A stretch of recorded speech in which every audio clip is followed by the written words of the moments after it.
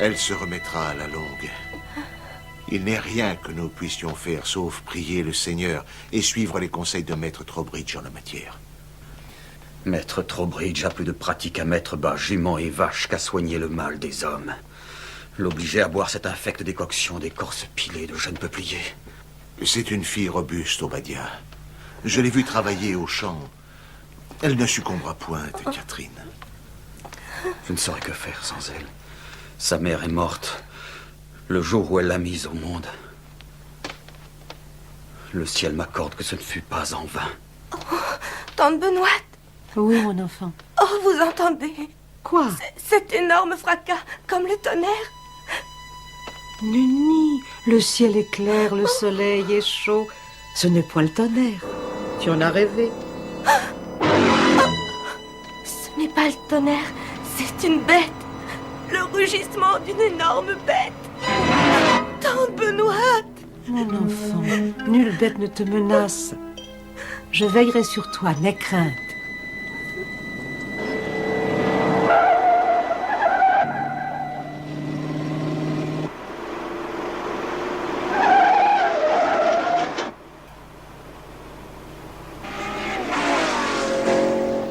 Bobby, tu veux baisser le son de la télé? Ton frère est encore très malade et tu le sais. 38,9. Bien. La fièvre a encore baissé. Je crois que le pire est passé. Mais il y a eu des cas semblables par ici? Oui, tout le long de la rivière, surtout. Une infection bactérienne causée par l'eau stagnante, la pollution. Ma mère m'a parlé d'une épidémie de ce genre dans le pays quand elle était toute jeune. Oui, elle arrive par cycle le plus souvent. Cette bactérie en particulier est la plus coriace. Elle refait surface chez nous sous une forme ou une autre depuis l'époque coloniale. Qui est-ce? Qui ça, Peter? Cette femme, assise là. Qui est-elle? Il délire. Ça lui passera quand la fièvre tombera.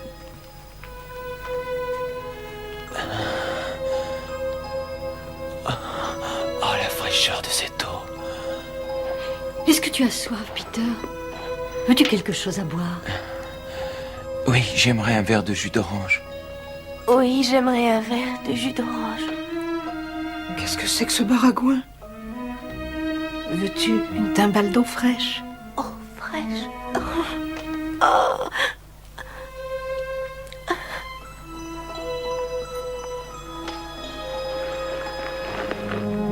Mon Dieu, que cette couette est douce et légère, comme un nuage.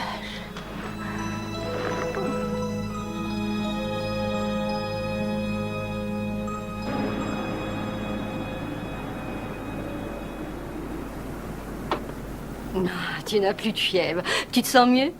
Beaucoup mieux. Merci, maman.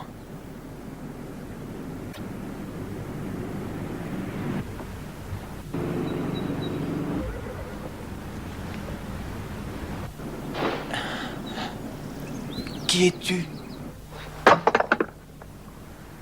Qui es-tu? Qu'est-ce qui se passe en moi?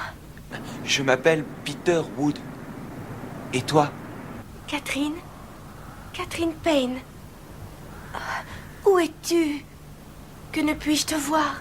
J'habite Annystone dans le Massachusetts, non loin de la rivière et de la pierre plate.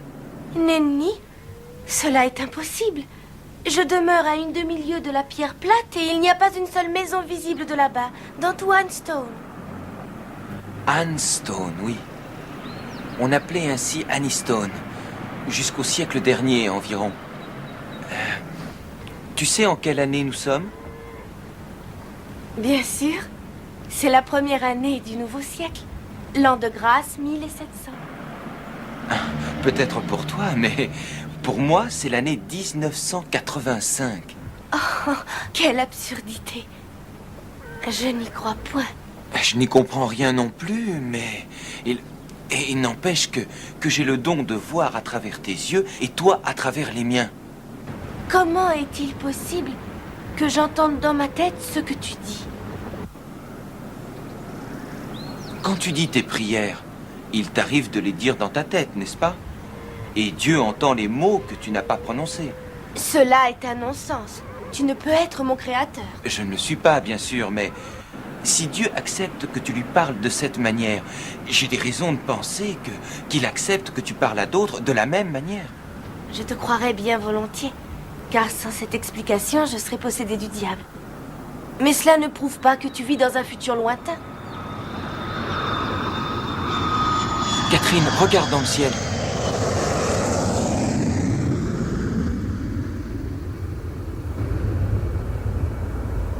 Oh, mais quel est cet oiseau? Comment il s'appelle? Mais ce n'est pas un oiseau, c'est un avion à réaction. C'est une machine qui... un chariot volant qui sert à acheminer les gens d'un endroit à l'autre. Non, c'est vrai, je t'assure. Il se peut que tes paroles me parviennent d'une époque lointaine, Peter, mais tu ne réussiras pas à me faire croire ce genre de sornette. On verra.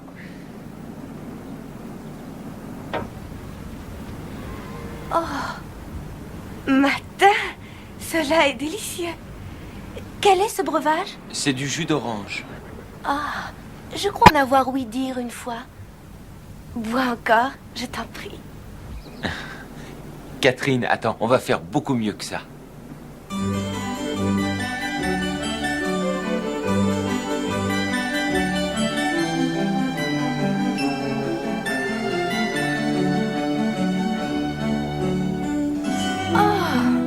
Je préfère cette gourmandise à toutes les autres. Tu la nommes comment? Glace au chocolat double crème, l'essence de la vraie vie. Peter, je suis curieuse de savoir quelle est ton apparence. Mais je te l'ai déjà dit, j'ai 16 ans, je suis assez mince. Est-ce que tu possèdes un miroir? Oui, j'en ai un.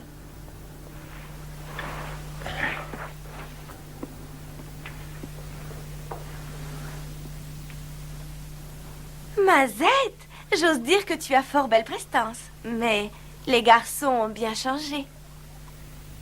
À mon tour maintenant. Regarde-toi dans l'eau du ruisseau, là où elle est la plus sombre.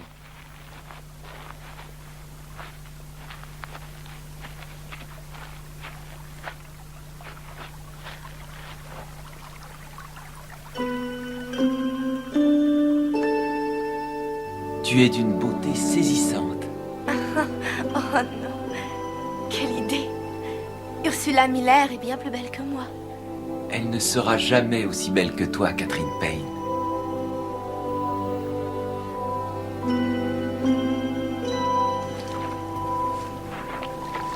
Mais Peter, si une voiture n'est rien qu'une carriole, pourquoi t'astreins-tu à la bouchonner? Bouchonner un cheval est une corvée de bon sens. Oh, mais cette chose... Ah, tu n'imagines pas le nombre d'individus que l'on croit être normalement constitués et qui traitent leur voiture comme un être doué de raison. Et faut-il que tu changes la litière sous ta carriole à intervalles réguliers? Tu es très drôle. Très. Catherine, Père m'a mandé chercher de l'eau si cela ne te gêne point. Notre puits est infecté et le risque serait grand d'en boire. Sers-toi, Ursula. Autant qu'il le faut. Viens.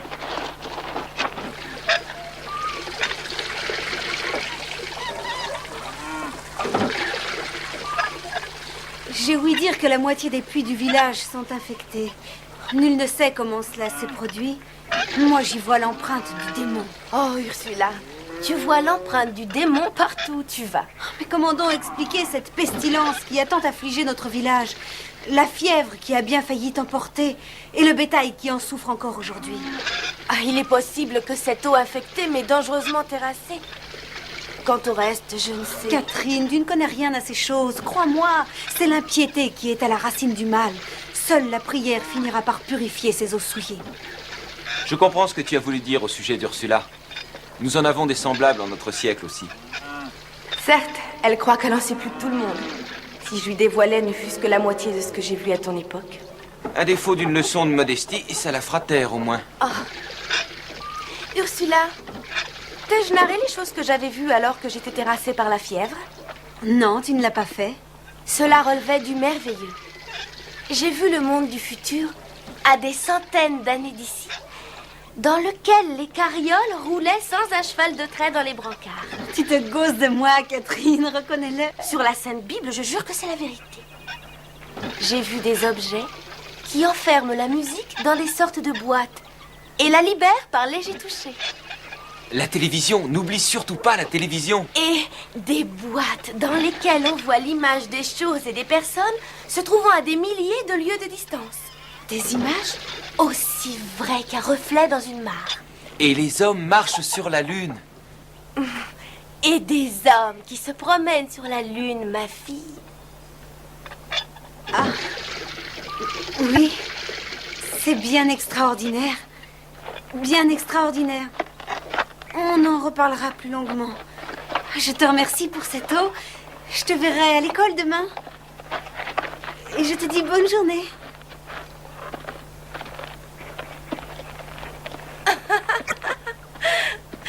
Elle a cru que j'avais perdu l'esprit, mais cela valait la peine, rien que pour voir son visage.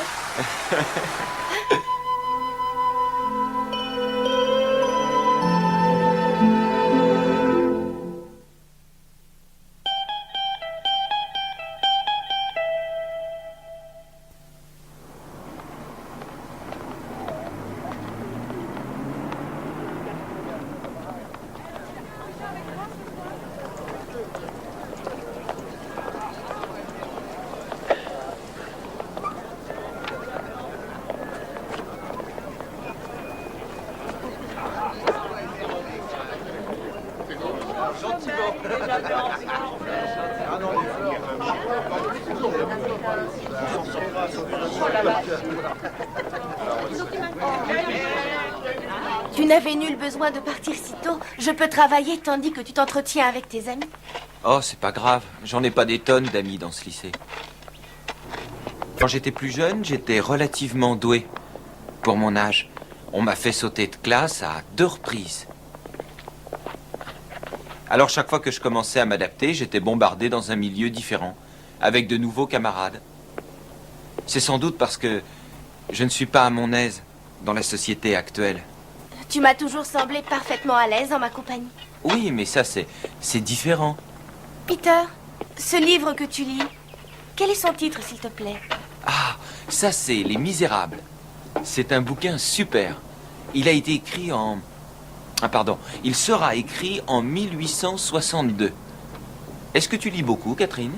Autant qu'il m'est donné de le faire. J'ai lu la Sainte Bible, bien sûr, et Le Voyage du pèlerin. Et notre maître d'école m'ayant prêté 2 ouvrages du sieur Shakespeare, Jules César et Le Songe d'une nuit d'été. Oh, j'en fus émerveillée. J'aurais voulu lire davantage, mais un volume, c'est coûteux. Grâce à Dieu, je me tiens pour très fortunée de pouvoir lire et relire les livres que l'on me prête. Catherine, je crois que Dieu va bientôt te faire découvrir un endroit qui équivaut au paradis sur terre.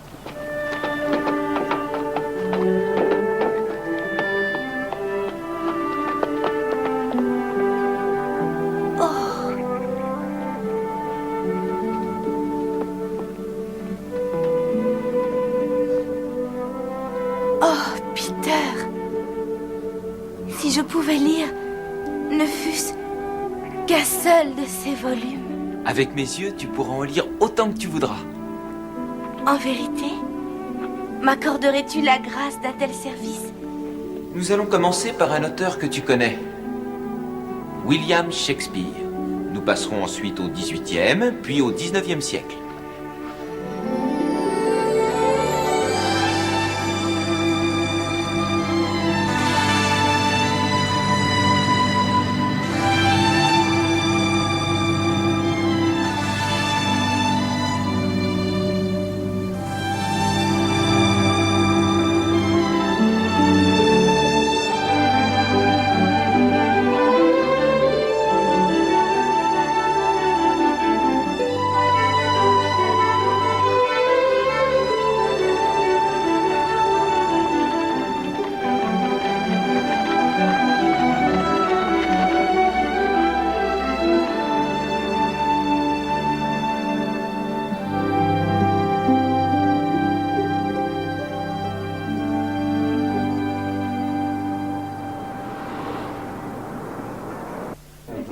te redonnera des forces, mon fils.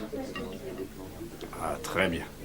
Merci. Par Saint-Antoine, il m'est difficile d'y croire. Une révolution contre le roi d'Angleterre, une nouvelle nation. Mais je t'en ai montré des preuves en survolant Washington. Certes, et jamais je n'aurais eu vent de ces événements sans toi. Je t'en suis reconnaissante. Parle-moi de tes conquêtes. Ça restera entre nous, tu peux y aller. D'accord? Je lève mon verre à 2 complices. Oui, à 2 amis lointains. D'accord.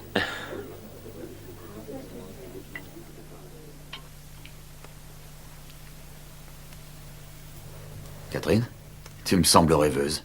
Quoi? Oh, non. Ce n'est rien, père. Peter, qu'est-ce donc ce breuvage? Du chardonnay. Un vin. Tu n'as jamais goûté à du vin? Nenni, mais je ne refuserai point une nouvelle expérience.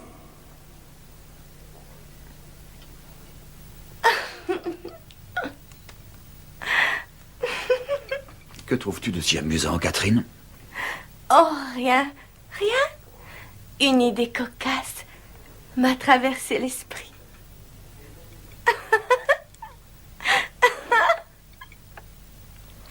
Serais-tu souffrante, ma fille? Souffrante? Au contraire, je me sens bien portante. Oh! Tu n'es pas encore guérie de ta maladie. C'est la fièvre qui te reprend. Viens. Viens, tu vas te mettre au lit plus vivement que ça. Mais viens. Père, mon gentil père, je me sens si légère. Tu m'as joué un bien vilain tour avec ton breuvage, Peter. Il m'a fallu la moitié de la matinée pour convaincre père de ma bonne santé et quitter mon lit de fausse malade. Je m'excuse de t'avoir causé ces problèmes, Catherine. Oh, ils n'ont point de conséquences.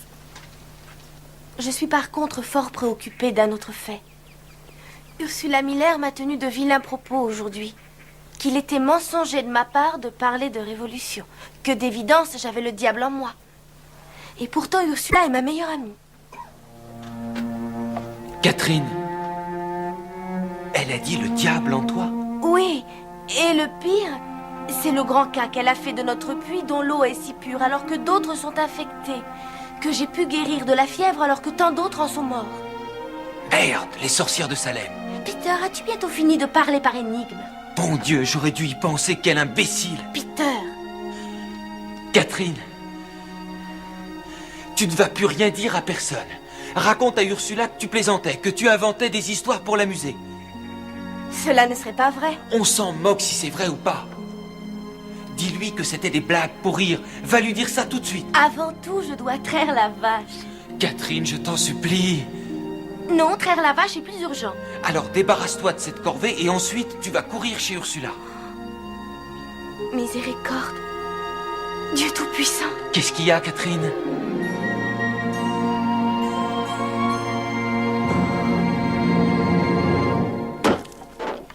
Obadiah Payne. Obadiah, je veux parler à votre fille, Catherine. Si c'est pour la réprimander, adressez-vous à moi. Qu'a-t-elle sur la conscience, cette fois? Cette année, l'été fut terrible, Obadiah, marqué par la mort et la maladie. Et voilà que la brebis de Maître Croft a mis bas un agneau monstrueux au museau mal formé et affublé un 3e œil. Dieu du ciel. Vous ne gagnerez rien à blasphémer, Obadiah. La sorcellerie redresse la tête et l'on dit que votre Catherine n'y est pas étrangère. Ma Catherine n'est C'est pas seulement sorcière. à moi d'en décider. Amenez-la moi. Je n'accepte point qu'elle se présente en accusée devant des gens de votre espèce. Partez, vous ne lui parlerez pas, je suis ici chez moi. À votre aise, mon ami.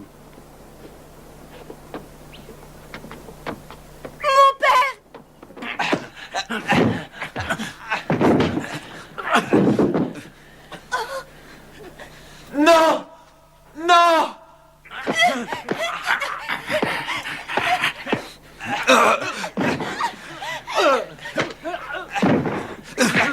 Catherine! Non! Lâchez-la! Catherine! Père, oh père, dis-moi, tu es blessé. C'est rien. Avec le temps, ça passera.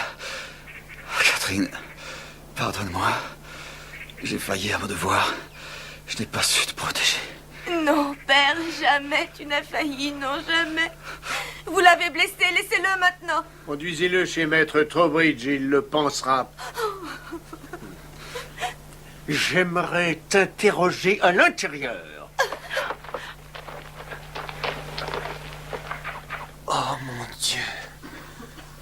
Qu'est-ce que j'ai fait?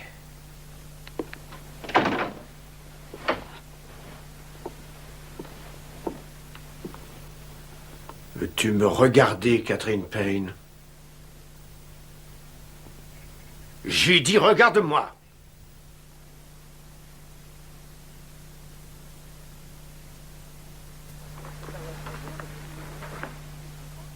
Depuis combien de temps pratiques-tu la sorcellerie, Catherine Payne? Je ne suis pas sorcière.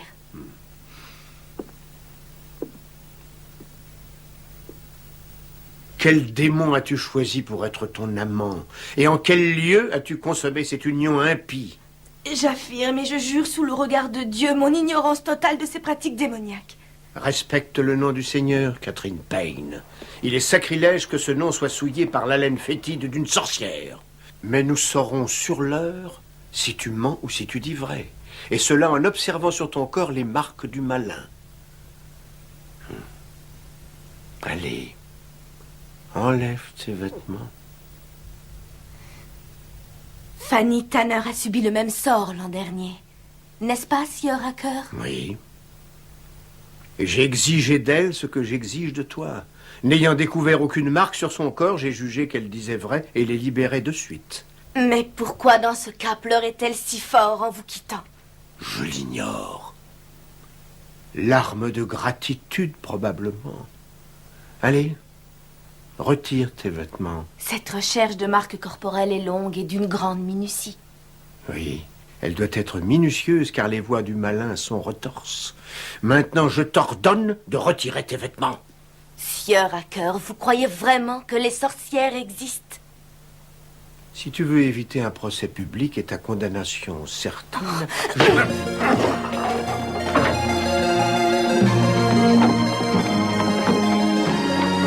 Sois maudite! Ce sera le bûcher pour toi, Catherine Payne!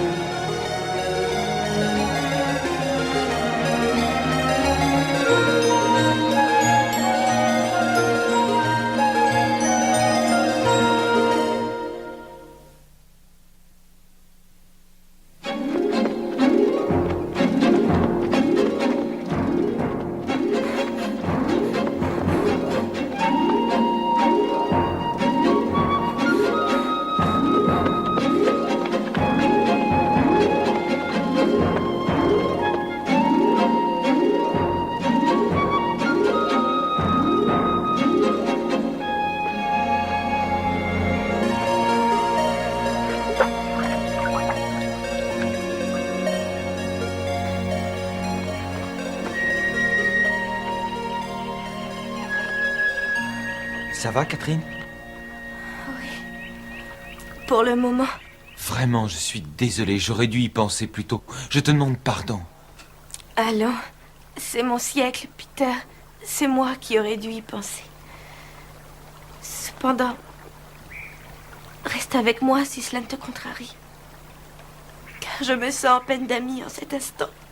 Ma pensée ne quitte pas la tienne. Tu ne devrais pas rentrer chez toi. Si ce sinistre personnage a quelque influence sur la cour, ton sort n'est pas enviable. Oh, une influence. Mais Peter, c'est lui la cour, c'est lui le juge. Ah, c'est ignoble. Tu peux aller à Boston ou à New York. Je veux dire à New Amsterdam. Oh, quitter ma famille à jamais? Non. Et c'est un voyage que je n'ose entreprendre. Pour le moment, j'irai me cacher dans une grotte voisine. Il y a un sentier de l'autre côté du ruisseau fréquenté par une bande de cerfs. Il est possible que leur senteur détourne la meute lancée à ma poursuite. Ils lancent des chiens contre toi? Ils le feront dès demain. Tu vis un siècle bien cruel, Catherine. Certes. Et pourtant, on n'a pas encore inventé la bombe. Peter, ces livres rangés tout autour de toi, il n'y en aurait pas un qui relaterait la chronique de ces colonies? Oh, il y en a des masses, pourquoi? Peux-tu en trouver un qui dise ce qu'il advint de moi?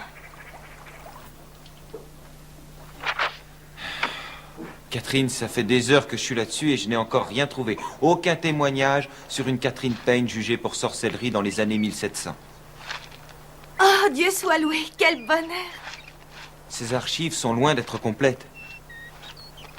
Et Hanstone était un tout petit village à l'époque. Oui, c'est désolant, mais il n'y a vraiment pas lieu de te réjouir. Oh, hélas. Écoute, je suis sûr qu'on va trouver un document qui dira que tu as été jugée et déclarée innocente. Une fois accusé et présenté au juge, nul n'est déclaré innocent. Je te remercie de tes efforts. Attends, la bibliothèque ne va fermer que dans 2 heures. J'ai encore le temps de chercher.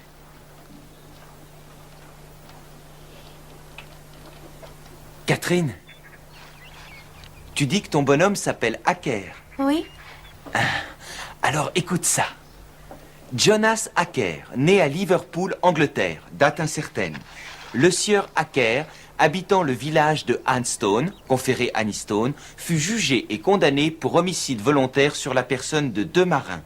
Le procès posthume se tint 8 mois après son décès, dû à des causes naturelles, en 1704. La sentence de mort par pendaison ne pouvant être appliquée, elle fut commuée en confiscation de biens au profit de la couronne. Mais oui, il me souvient bien que 2 hommes avaient disparu. Un capitaine et un simple matelot. On disait qu'ils avaient une sacoche pleine d'or pour conclure un marché avec Acker. Mais celui-ci prétendit qu'il ne s'était jamais présenté à lui. Alors que la motivation et les détails du double meurtre n'étaient pas encore élucidés, il y en avait des preuves évidentes. En voici la liste détaillée.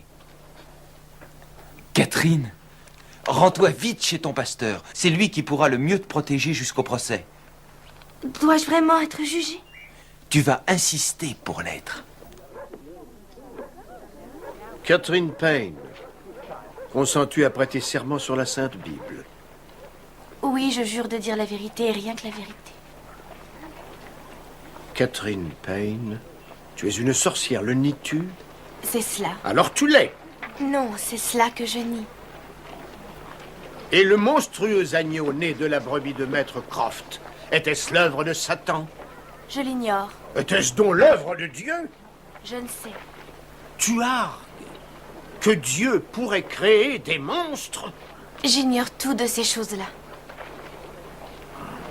Tu nies avoir déclaré que cette colonie et les colonies voisines entreraient un jour en guerre contre notre roi? Non, j'ai en effet déclaré cela. As-tu dit à la demoiselle Ursula Miller que tu avais fait un grand voyage en volant dans les airs?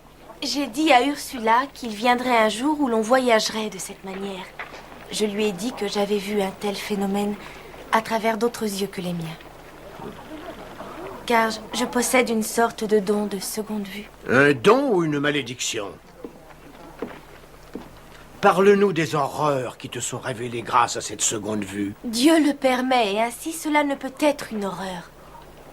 Le plus souvent, je vois le monde tel qu'il sera un jour. Ces choses-là ne sont ni plus ni moins malfaisantes que les choses qui nous entourent. Te servirais-tu de ce don maléfique pour espionner ton voisinage? Il n'est pas maléfique. Et je ne vois rien des agissements de mon voisinage. Excepté... Quoi? Parle plus fort, excepté quoi? Une fois, j'ai été témoin grâce à ma vision seconde d'un meurtre infâme et lâche. Un meurtre? C'était en vérité un double meurtre. 2 hommes dont les corps furent ensevelis dans un noir cellier, non loin d'ici même, sans un signe de croix. Entre eux, j'ai vu un grand sac contenant des guinées d'or, à moitié vide. Un cellier? Oui, à provision. L'endroit où l'on garderait les pommes de saison. Désirez-vous que j'en parle plus avant? Non. Tes paroles ont un accent de vérité indubitable. Catherine Payne a posé la main sur la Bible et juré de dire la vérité. Un acte, j'en conviens, qu'une sorcière n'aurait pu accomplir. L'un de vous me contredirait-il? Non, non, non. Très bien. Le cher maître Trowbridge maintient que l'agnelage chez maître Croft provient d'une espèce d'herbe pernicieuse qui pousse l'été sur ses pâturages, et non de quelque maléfice, et que le choléra, qui nous a tant affligés, n'avait pour cause que l'eau de puits infectée. Il conseille de la faire bouillir. Moi, je préfère y ajouter du rhum. Ensuite, au sujet du don de seconde vue, Catherine a reconnu le possédé. Je l'ai qualifié de démoniaque dans l'intention d'éprouver Catherine. Mais la seconde vue n'est pas la magie noire. Ma grand-mère possédait ce don et je n'ai jamais connu meilleure femme. La seconde vue est bien un don venu du ciel. Quelqu'un me contredit? Non. Je conseille cependant à Catherine la plus extrême prudence sur les visions qu'elle a et sa manière de les raconter. L'usage de certains dons conduit à d'amères disputes. J'ai des doutes quant à son histoire du double meurtre de ces marins, mais elle essaie de nous dire la vérité qui émane d'une seconde vue. Si l'un de vous avait connaissance d'une telle horreur criminelle, qu'il s'avance et qu'il parle.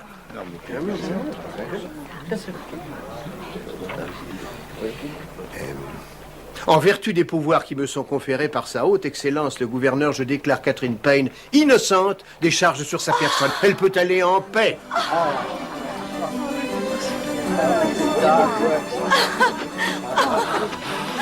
Miracle. C'est un miracle.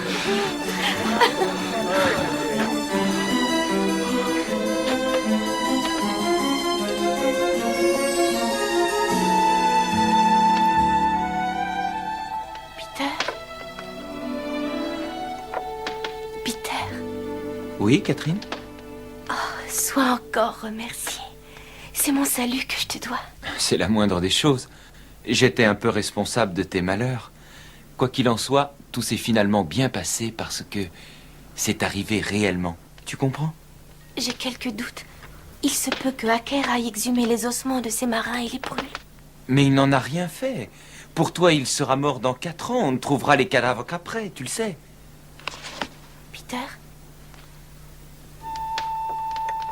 J'ai parfois le sentiment que c'est mal de nous parler ainsi à travers le temps et de savoir ce qui sera ou ne sera pas. Qu'est-ce que tu veux dire? Mais quel mal y a-t-il à ça? Je tremble de peur pour ma famille. Pour mon père surtout. Je n'oserais lui faire courir de nouveaux dangers. Écoute, Catherine, nous essaierons d'être plus prudents quand le cas se représentera. Les gens les plus prudents ne sont pas à l'abri d'une erreur de jugement. Non. Je crois qu'il vaut mieux que... Il vaut mieux que tu restes dans ton siècle et que je reste dans le mien. Catherine, tu es la première amie véritable que j'ai eue. Tu en auras d'autres, Peter. Elles seront tellement fières d'être de tes amies, autant que je l'ai été. Merci, Catherine. Tu as été merveilleuse. Toi aussi, Peter. Tu m'as révélé un monde que jamais je n'aurais connu. Je l'emporterai dans mon cœur jusqu'à la fin de mes jours. Adieu, Peter. Ne t'en va pas, Catherine. Que Dieu te bénisse.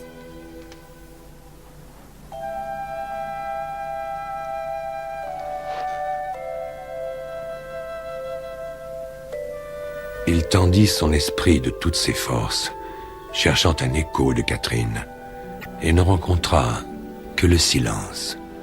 Peter Wood se retrouvait seul.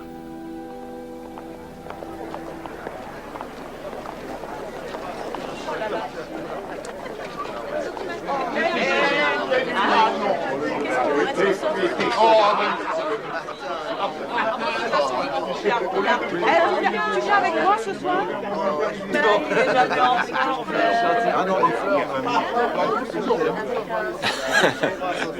Salut les gars, j'ai un cours de trigo.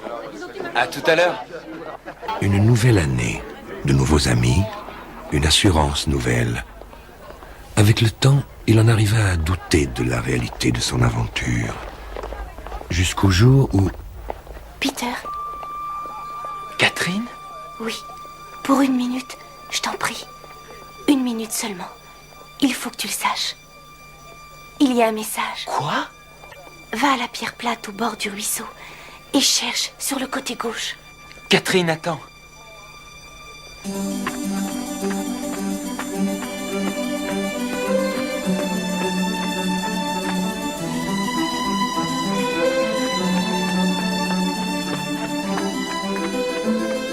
Le ruisseau d'Aniston est très différent aujourd'hui.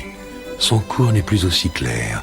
Ses bords sont encombrés de caravanes ou de décharges de supermarchés. Mais la pierre plate est encore là, ainsi que le message. Le message d'une jeune fille disparue depuis des siècles, et pourtant toujours présente dans l'esprit et le cœur de Peter.